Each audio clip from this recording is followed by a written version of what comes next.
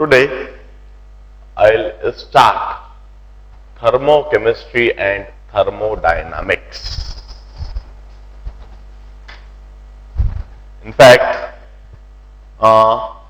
Next week हम मतलब 3 parallel topic एक साथ चला सकते हैं। तो गैसियस स्टेट का तो एक लेक्चर में हमको डिस्कशन का फिनिशिंग करना ही है, वो हम कर देंगे। DPS3 हमको डिस्कस करनी है। और अभी से मैं थर्मोकेमिस्ट्री थर्मोडायनेमिक्स इसलिए स्टार्ट कर देता हूं because I have got 3 hours. 3 hours का प्रॉपर यूटिलाइजेशन एक नए चैप्टर को स्टार्ट करने में ज्यादा अच्छी तरह से हो जाएगा। और जब मेरा 1 सवा या 1.5 घंटे का लेक्चर होगा तब मैं उस गैसियस स्टेट का डिस्कशन करवा दूंगा, क्योंकि वो बहुत ज्यादा बड़ा नहीं है। अब इसी के साथ मुझे आपको रेडॉक्स रिएक्शन भी कराना है, पर पहले मैं यह चैप्टर थर्मोडायनामिक्स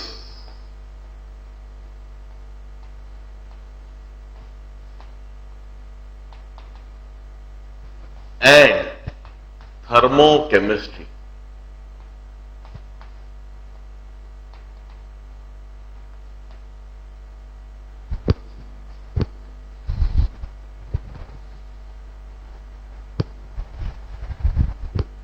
मैं यह टॉपिक स्टार्ट कराता हूं। इनफैक्ट शायद 11th क्लास में पढ़ा जाने वाला सबसे लंबा चैप्टर होता है। डिफिकल्ट तो बिल्कुल भी नहीं है, मगर इंपॉर्टेंट बहुत ज्यादा है, इसका वेटेज बहुत ज्यादा है।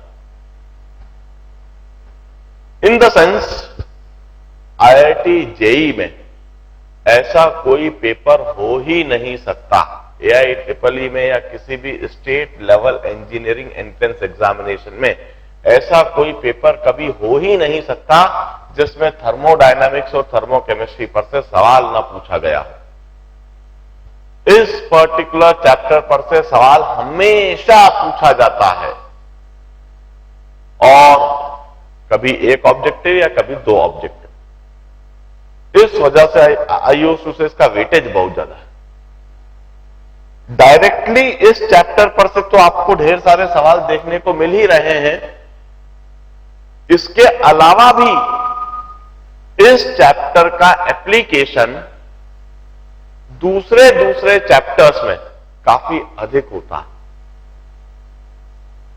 इस चैप्टर के जो कंसेप्ट और फंडामेंटल्स है, आगे जाके फिजिकल के ऐसे 5 चैप्टर्स पढ़ोगे, फिजिकल केमिस्ट्री में ऐसे 5 चैप्टर्स पढ़ोगे जहां थर्मोकेमिस्ट्री के कंसेप्ट और फंडामेंटल्स अप्लाई हो रहे हैं, थर्मोकेमिस्ट्री के कंसेप्ट और फंडामेंटल अच्छे बने हुए हैं, तो आपको बड़ी आसानी से समझ में आ रहे हैं।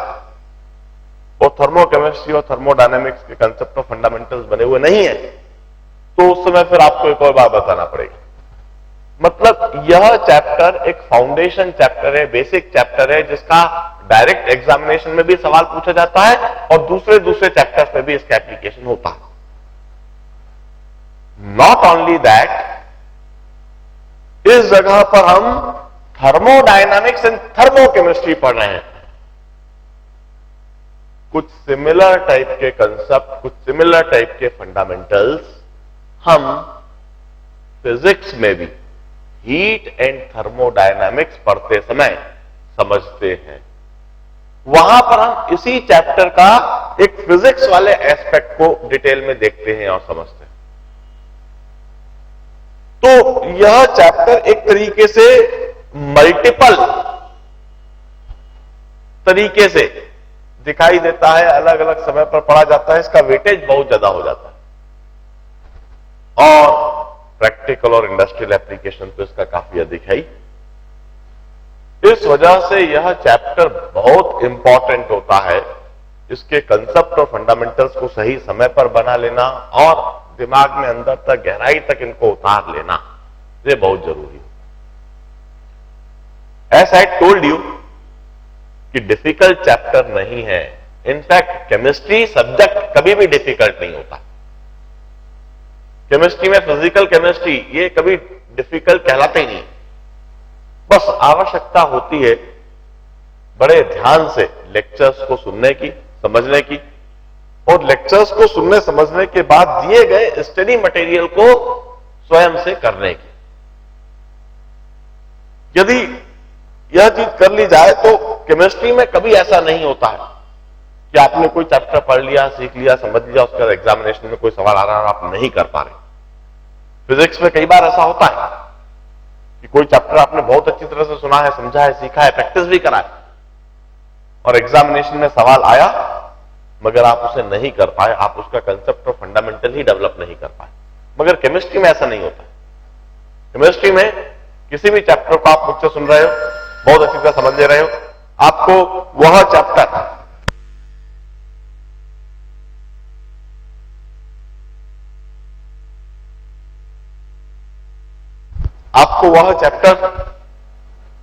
अच्छी तरह से समझ में आएगा और आप उसके सवालों को भी कंफर्टेबली कर पाओगे।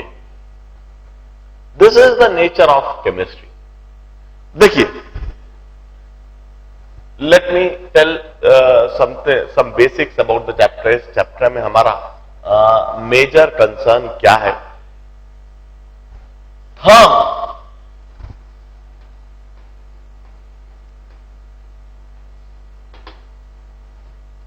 It's a Greek word for heat. Therm, it's a Greek word for heat. And dynamics stand for motion or movement. Dynamics stand for motion or movement. When we read thermodynamics, when we say thermodynamics, the term thermodynamics stands for the motion of heat.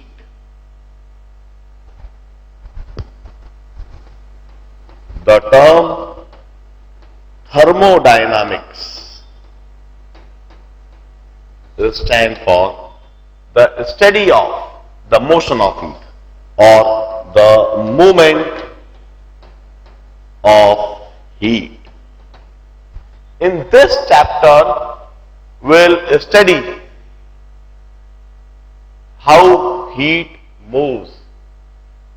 जैसे जब हम आग लगाते हैं, when we burn anything, heat is liberated. वहां उस system से heat liberate होती है। जब आइस मेल्ट होता है, उस मेल्टिंग फिनोमेना के दौरान आइस सराउंडिंग से हीट एब्जॉर्ब कर लेता है। When water boils, in order to boil that water, you give it some heat. आप स्टोव के ऊपर वेसल रख देते हो, उसमें पानी भर देते हो और आप स्टोव जला देते हो और पानी बॉईल करने लगता है। हम कहते हैं स्टोव से गैस या फ्यूल बर्न हो रहा है, उससे हीट लिबरेट हो रही है और उससे लिबरेट की गई हीट वाटर में एब्जॉर्ब हो रही है, उस हीट को एब्जॉर्ब करके वाटर बॉईल हो रहा है। Here we are observing exchange of heat, the movement of heat from one system to another system. इसी चीज को हम बड़े डिटेल में इस चैप्टर में पढ़ेंगे। In what manner the heat moves, what are the effect of motion of heat. Thermodynamic तो एक बहुत वास्ट यूनिट है।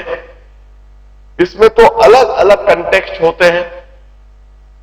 कौन हीट देगा, कौन हीट लेगा, कितनी हीट देगा, कितनी हीट लेगा, कैसे हीट देगा, कैसे हीट लेगा, वो हीट कैसे ट्रैवल करेगी, उस हीट की ट्रैवल करने से क्या इफेक्ट होएगा।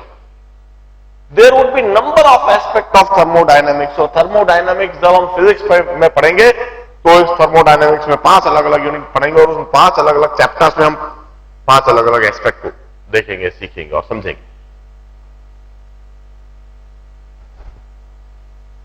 But while studying physical chemistry, chemistry में जब हम थर्मोडायनेमिक्स को पढ़ रहे हैं, here we will focus ourselves to the single aspect of thermodynamics, and that is thermochemistry. Thermochemistry means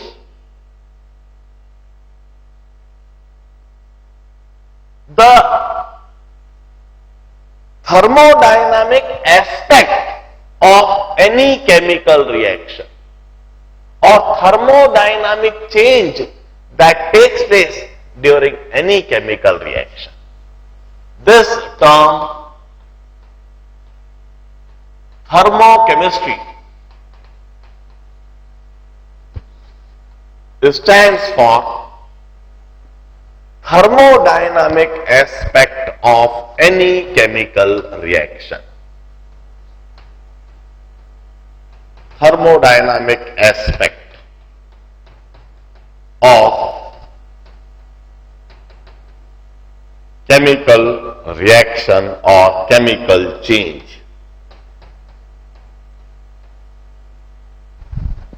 दो तरह के चेंज होते हैं, एक फिजिकल चेंज और एक thermodynamic change.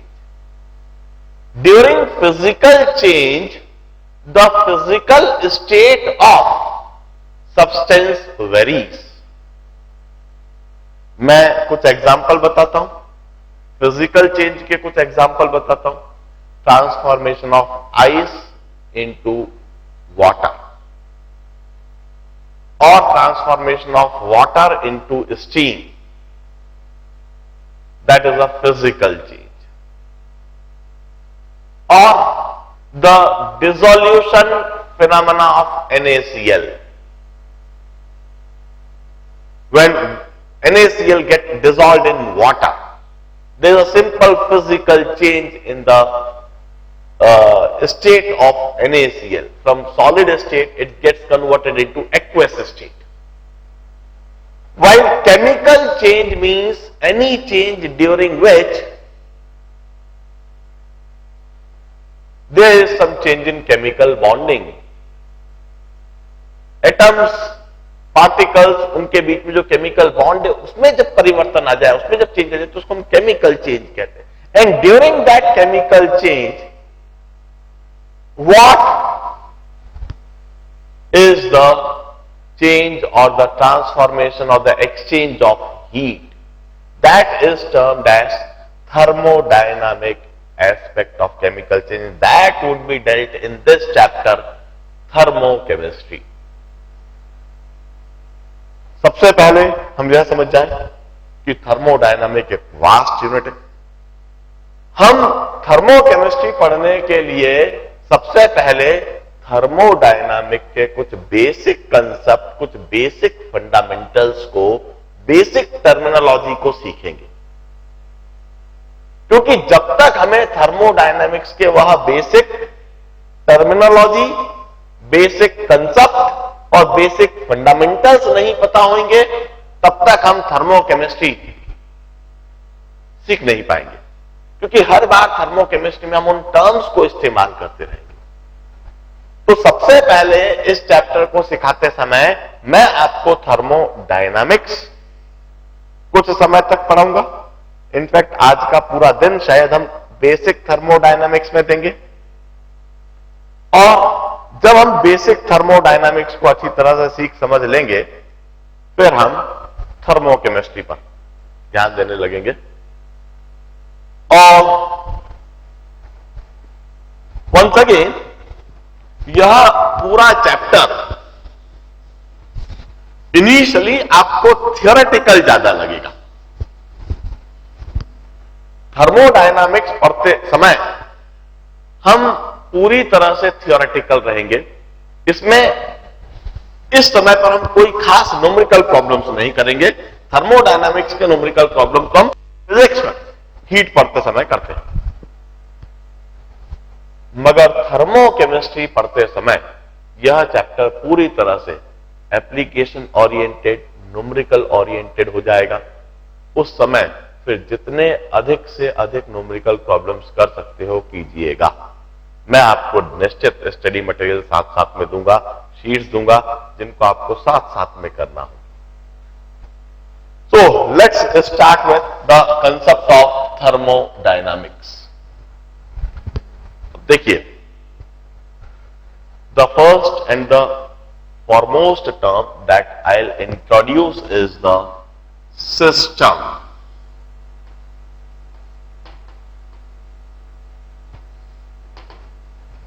It's the most frequently used term in the chapter. इस chapter में हम सबसे अधिक इस्तेमाल शायद इसी टर्म का करेंगे, system. Every now and then will pronounce this word. System is a very versatile word. ये कई जगहों पर इस्तेमाल होता है. हम कहते हैं सोलार सिस्टम, हम कहते हैं म्यूजिक सिस्टम. इस समय हम जिस तरह से पढ़ रहे हैं इसे हम कहते हैं ऑडियो विजुअल सिस्टम. हम कहते हैं एडमिनिस्ट्रेशन सिस्टम. हम कहते हैं यहां का तो सिस्टम ही खराब है.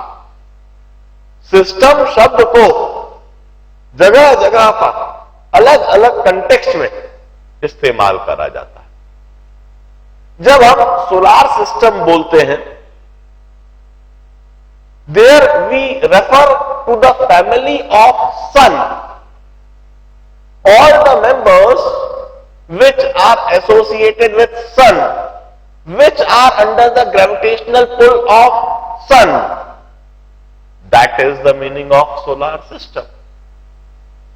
जब हम कहते हैं this audio visual system, here we are referring to all those components which are helping or assisting us to communicate in terms of visual, in terms of audio. वो सारी चीजें जो मुझे आपके साथ में जोड़ देती है, आपको मेरे साथ में जोड़ देती है, वो सारी चीज हमारे इस ऑडियो विजुअल सिस्टम में आ गई.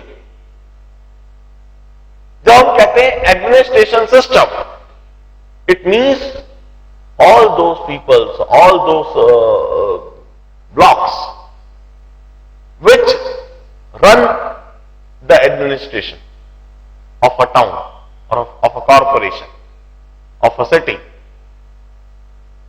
or of the country.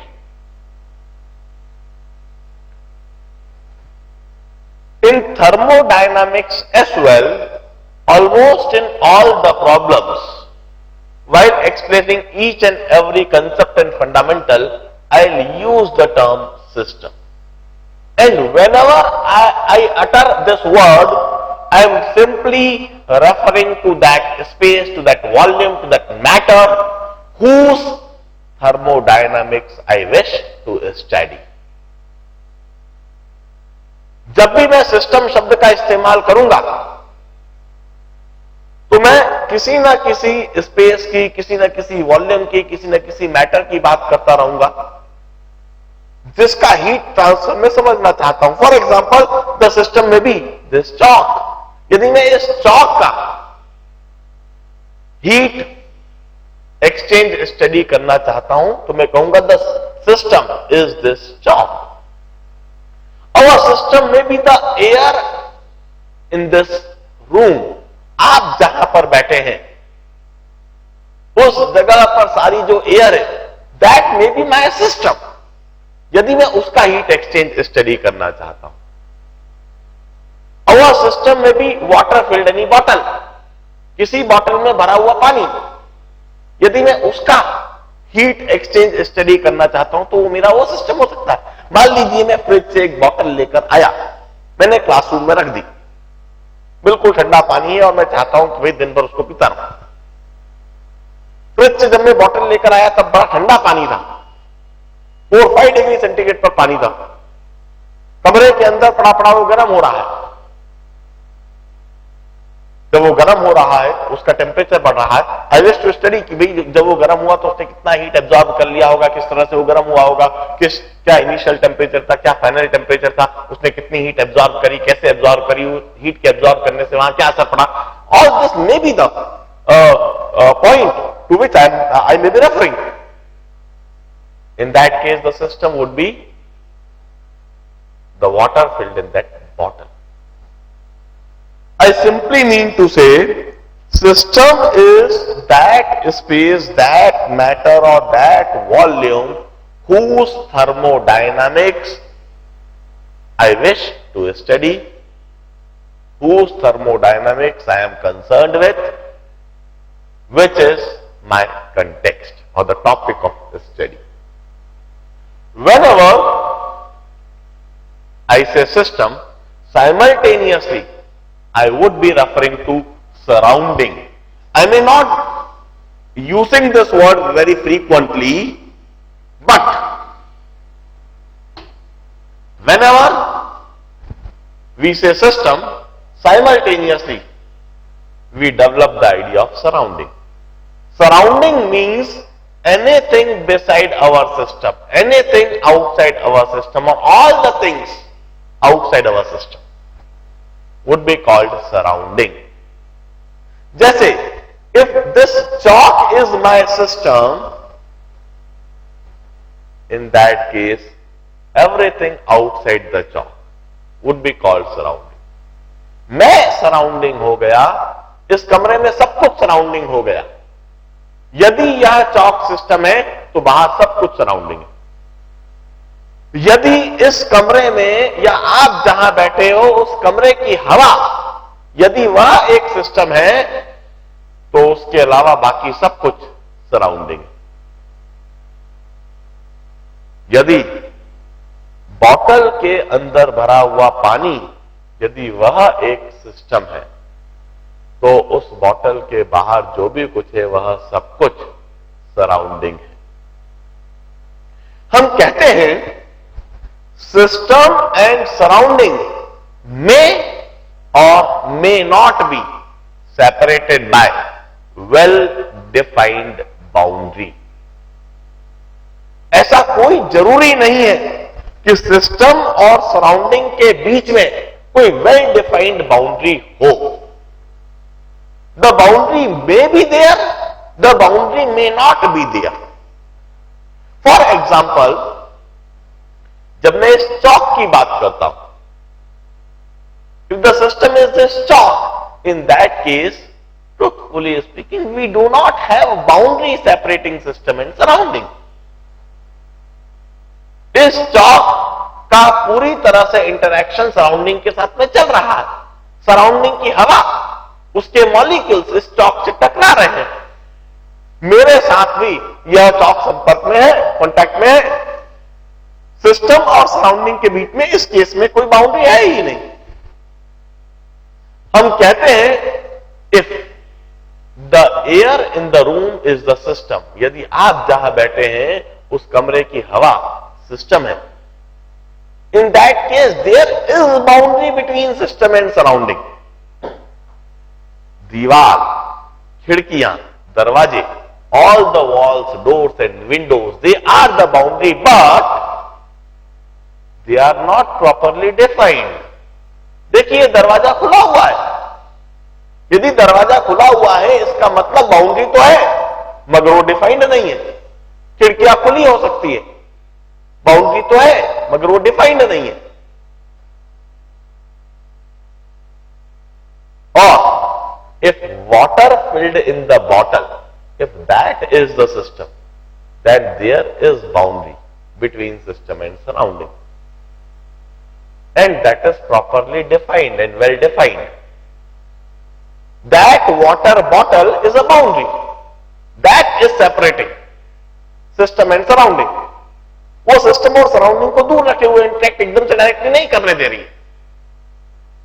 The boundary is there and that is properly defined as well. मैं कहता हूं सिस्टम और सराउंडिंग के बीच में बाउंड्री का होना या ना होना कोई जरूरी नहीं है. हो भी सकती है, नहीं भी हो सकती है. और कई बार बाउंड्री होगी भी तो प्रॉपरली डिफाइंड नहीं होगी, कई बार वो बहुत अच्छी तरह से डिफाइंड होगी. Now depending on the nature of boundary we have 3 types of system.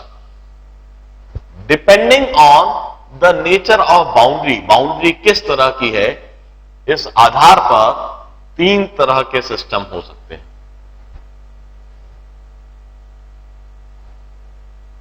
open system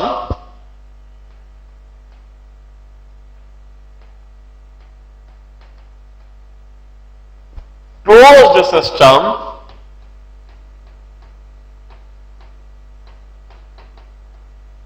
and isolated system.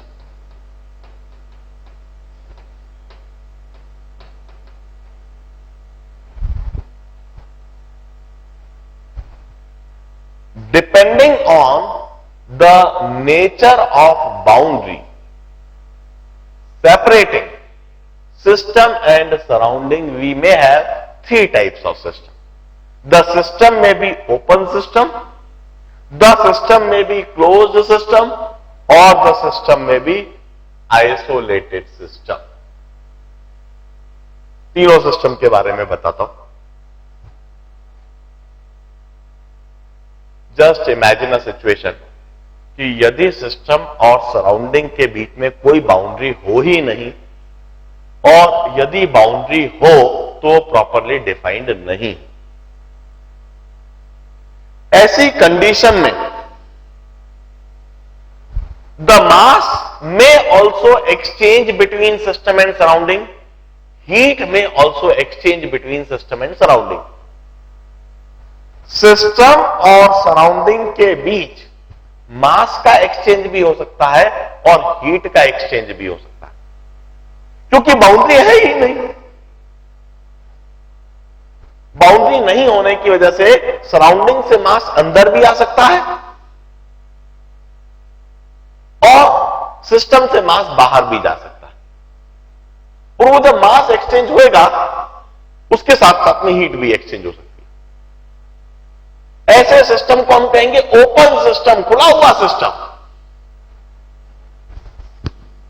Open system में ना तो मास कांस्टेंट होता है और न ही हीट कांस्टेंट होती है.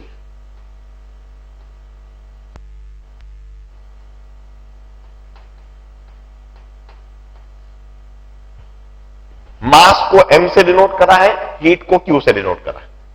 Heat is denoted by q. मैंने कहा मास भी वेरिएबल है. Mass is not equal to a constant, means mass में वेरी, मास में इंक्रीज, मास में decrease. Heat is not equal to constant, means heat में वेरी, हीट में increase, heat में डिक्रीज. ओपन सिस्टम में mass और heat दोनों का आदान प्रदान, दोनों का एक्सचेंज हो सकता है. या यह कहें कि कोई सा भी ऐसा सिस्टम जिसमें मास चेंज हो सकता हो, हीट चेंज हो सकती हो, ऐसे सिस्टम को हम हमेशा ओपन सिस्टम कहेंगे. The another type of system, I am calling it closed system. Just imagine a system in which there is a boundary, boundary is properly defined, and no exchange of mass is possible between system and surrounding. System और surrounding के बीच में किसी तरह का कोई मास का exchange नहीं हो सकता, संभव ही नहीं है. But the boundary is conductor. The boundary में कंडक्ट हीट.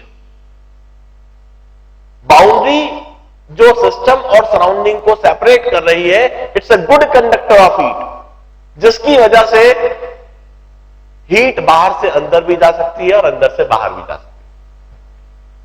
हम कहते हैं ऐसे सिस्टम के लिए मास तो कांस्टेंट कहा जाएगा, मगर हीट कांस्टेंट नहीं होगी.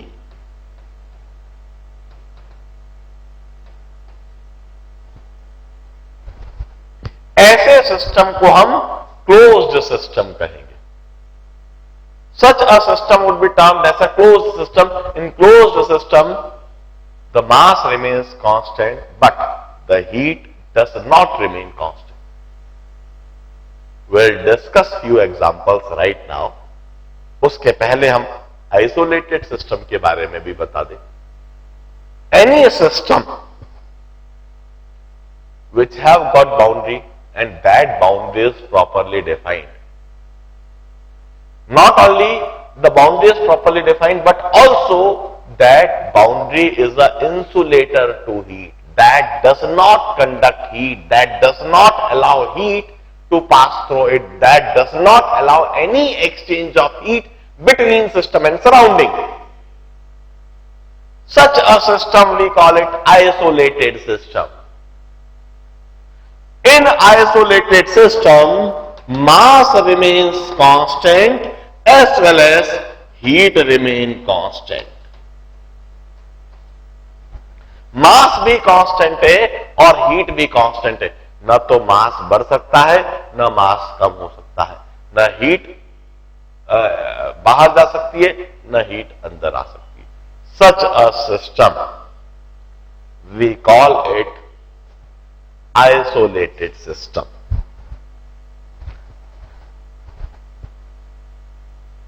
We have got three types of system: open system, closed system and isolated system. और कौन सा सिस्टम कैसा होगा यह पूरी तरह से इस बात पर निर्भर करता है कि उस सिस्टम और सराउंडिंग के बीच में बाउंड्री किस तरह की है. अब इसी समय कोई भी एक पर्सन जरा माइक ले लो, मैं इसी समय कई तरह के सिस्टम बोलता हूं, आप इसी समय सोचकर मुझे बताओगे कि यह जो सिस्टम है वह ओपन सिस्टम है, क्लोज्ड सिस्टम है या आइसोलेटेड सिस्टम है. प्लीज आंसर मी क्विकली, फटाफट आप सोचकर जवाब दीजिएगा. जैसे सबसे पहले मैं आपसे पूछता हूं, प्रेशर कुकर.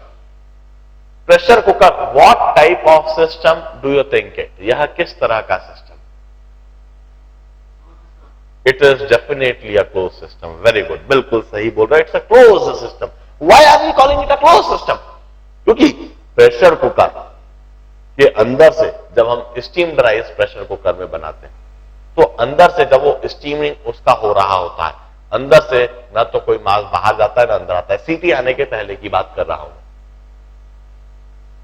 न तो कोई मांस अंदर जाता है ना बाहर आता है, और उसकी वॉल परफेक्टली कंडक्टर होती है. आप बाहर से हीट देते हो, अंदर हीट जाती है और उस हीट से राइस का स्टीमिंग प्रोसेस होता है. That is definitely a closed system. If I talk about gas filled in refrigerator, refrigerator के अंदर रेफ्रिजरेशन प्रोसेस के लिए एक गैस फिल्ड होती है. यदि मैं उस रेफ्रिजरेटर के अंदर भरी हुई उस गैस की बात करूं, फ्री ऑन गैस जैसी होती है, वह फ्री ऑन गैस होती है, वह फ्री ऑन गैस कौन सा सिस्टम कहलाएगा? सॉरी टू से, आप दोबारा सोचिए. It's not isolated system. कौन सा सिस्टम है? डेफिनेटली आइसोलेटेड नहीं होगा तो इन दोनों में से कोई एक होगा. कौन सा होना चाहिए?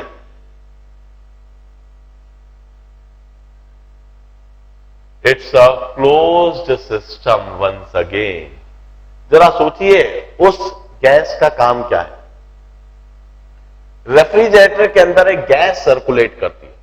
उस गैस का काम है रेफ्रिजरेटर के अंदर से हीट को एब्जॉर्ब करना और उस हीट को एब्जॉर्ब करके रेफ्रिजरेटर के बाहर उसके पीछे जाके छोड़ देना. कभी रेफ्रिजरेटर के आसपास उसके एनवायरनमेंट को महसूस करो. रेफ्रिजरेटर को खोलोगे तो उसके अंदर आपको ठंडा लगेगा, मगर यदि आप रेफ्रिजरेटर के पीछे हाथ रखोगे तो आपको एनवायरनमेंट वहां पर गर्म महसूस होएगा. हो क्या रहा है? रेफ्रिजरेटर के अंदर गैस सर्कुलेट कर रही है. वहां पर एक पाइप भी आपको पतले पतले दिखेंगे. एक गैस सर्कुलेट कर रही है. वह गैस रेफ्रिजरेटर के अंदर से हीट को एब्जॉर्ब कर लेती है और सर्कुलेट होते हुए वो रेफ्रिजरेटर के बाहर पीछे की तरफ जाती है और पीछे जाके हीट को रिजेक्ट कर देती है. And during this complete phenomena वो गैस वहीं की वहीं रहती है. वो गैस कभी भी लीक नहीं होती. यदि वो गैस लीक हो जाए तो रेफ्रिजरेटर ठंडा करना ही बंद कर देगा. The mass remains constant while the heat get constantly exchanged. वो अंदर से ली जा रही है, बाहर रिजेक्ट की जा रही है. So definitely that is a closed system. Gas filled filled in air conditioner. जो एयर कंडीशनर होते हैं, रूम में लगे हुए जो एसी होते हैं, इसके अंदर भरी हुई गैस, वह कौन सा system? Definitely once again that is a close system. बिल्कुल सही बोल रहे हो। और पिछला एग्जाम्पल यदि मैंने समझा दिया तो एग्जाम्पल बड़ा साधारण है। एसी के अंदर भरी हुई गैस और रेफ्रिजरेटर के अंदर भरी हुई गैस, दोनों का एक ही काम है। डिफरेंस सिंपल सा यह है कि रेफ्रिजरेटर एक छोटे से वॉल्यूम में, छोटे से स्पेस में काम करता है, तो कुछ ज्यादा ही ठंडा कर देता है, -10 डिग्री सेंटीग्रेड तक टेम्परेचर को ला देता है। जबकि एयर कंडीशनर एक बड़े वॉल्यूम में, बड़े स्पेस में काम करता है, पूरे कमरे में काम करता है, तो उतना ठंडा नहीं कर पाता है, मगर काम तो बिल्कुल वैसा ही है जैसा रेफ्रिजरेटर में हो रहा है। एयर कंडीशनर में भी गैस सर्कुलेट कर रही है और वह गैस कमरे के अंदर से हीट को एब्जॉर्ब करती है और कमरे के बाहर हीट को जाके रिजेक्ट कर देती है। रेफ्रिजरेटर के एयर कंडीशनर का भी जो आउटर यूनिट देखेंगे, वहां पर आपको गर्मी महसूस होगी और कमरे के अंदर आपको ठंडक महसूस होगी। वंस अगेन वहां पर मास of that gas that is neither increasing nor decreasing, but heat is getting constantly exchanged. So that is definitely, that is once again a closed system. Desert cooler, desert cooler जानते हैं? Desert cooler क्या होता है? ठंड में हम वो cooler लगाते हैं, पानी जिसमें भरते हैं, बुर्र जोर से आवाज करते हुए चलता है जो, और एनवायरमेंट को ठंडा करता है। What type of system that is?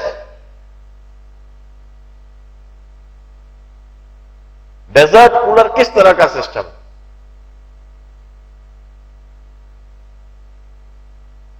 समय क्यों लग रहा है आंसर देने में? It's an open system. वह एक ओपन सिस्टम है। Learn the principle of desert cooler. What the principle is? The principle of desert cooler is cooling bye evaporation. हम डेजर्ट कूलर के चारों तरफ बॉडी में वाटर सर्कुलेट करते हैं और एक फैन तेजी से घूमता रहता है। वो तेजी से घूमता हुआ फैन वाटर की फाइन ड्रॉपलेट्स को एनवायरनमेंट में फेंकता है, स्प्रिंकल करता है, and those fine droplets of water gets evaporated, and we know that evaporation cools down the environment. जब इस तरह से वो तेजी से वाटर की बिल्कुल फाइन ड्रॉपलेट्स को स्प्रिंकल करता है और वाटर की ड्रॉपलेट्स जैसे ही इवापोरेट होती है तो वो एनवायरनमेंट से हीट को एब्जॉर्ब कर लेती है, और एनवायरनमेंट से जब वो हीट को एब्जॉर्ब कर लेती है तो एनवायरनमेंट ठंडा हो जाता है। Once again heat is exchanged, not only the heat is exchanged, constantly the mass is also exchanged. हर 3 घंटे में हम उसके अंदर एक बाल्टी पानी डालते हैं, तो वहां पर हीट एक्सचेंज भी कांस्टेंटली हो रही है, मास एक्सचेंज भी कांस्टेंटली हो रहा है, मास भी वेरिएबल है, हीट भी वेरिएबल है। Such type of system we call it a open system. For example,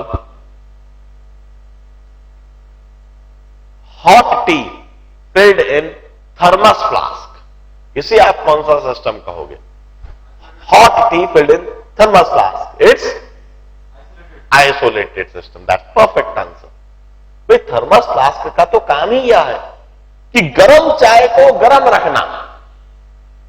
thermos flask में जो फ्लास्क की वॉल है वो हमारी चाय को सराउंडिंग से बिल्कुल आइसोलेट कर देती है। ना तो चाय अंदर जा सकती है, ना बाहर आ सकती है, ना केवल मास का एक्सचेंज संभव है, हीट का भी एक्सचेंज संभव नहीं है। बाहर से हीट अंदर भी नहीं जा सकती, अंदर से हीट बाहर भी नहीं जा सकती। गर्म चाय उसके अंदर जिस टेम्परेचर पर उसी टेम्परेचर पर रहेगी। Definitely that is a isolated system. हम कहते हैं जब भी हमें कोई सिस्टम दिया जाएगा, जब भी किसी सिस्टम के बारे में हम डिस्कस करेंगे, स्टडी करेंगे, तो उसी समय हम उस सिस्टम की स्टेट, उसकी कंडीशन को सोचेंगे, सिस्टम और सराउंडिंग को सोचेंगे, उनके बीच में बाउंड्री को सोचेंगे, बाउंड्री के नेचर को सोचेंगे, और बाउंड्री के नेचर को समझने के बाद हम यह सबसे पहले समझेंगे कि वह सिस्टम ओपन सिस्टम है, क्लोज्ड सिस्टम है या आइसोलेटेड सिस्टम। यदि वह ओपन सिस्टम हुआ तो हम कहेंगे कि उसमें मास और हीट दोनों एक्सचेंज हो रही। यदि वह ऐसे क्लोज सिस्टम हुआ तो हम कहेंगे कि उसमें मास तो कांस्टेंट रहेगा मगर हीट बढ़ और घट सकती है। और यदि आइसोलेटेड सिस्टम हुआ तो उसमें न तो मास एक्सचेंज होगा न हीट एक्सचेंज होगी। और अकॉर्डिंगली इस बात को कंक्लूड करने के बाद फिर आगे हम इक्वेशंस बनाएंगे और कंसेप्ट को अप्लाई करेंगे। पर सबसे पहले हमें यह जानना तो हमेशा जरूरी होता है कि जिस सिस्टम के बारे में हम पढ़ रहे हैं वह सिस्टम कैसा सिस्टम है। नाउ सिस्टम और सराउंडिंग समझने के बाद, टाइप्स ऑफ सिस्टम समझने के बाद, the next terminology that we will be frequently using is thermodynamic state variables.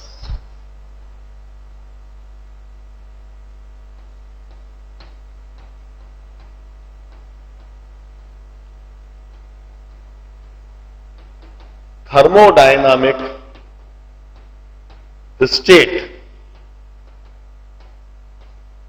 Variables.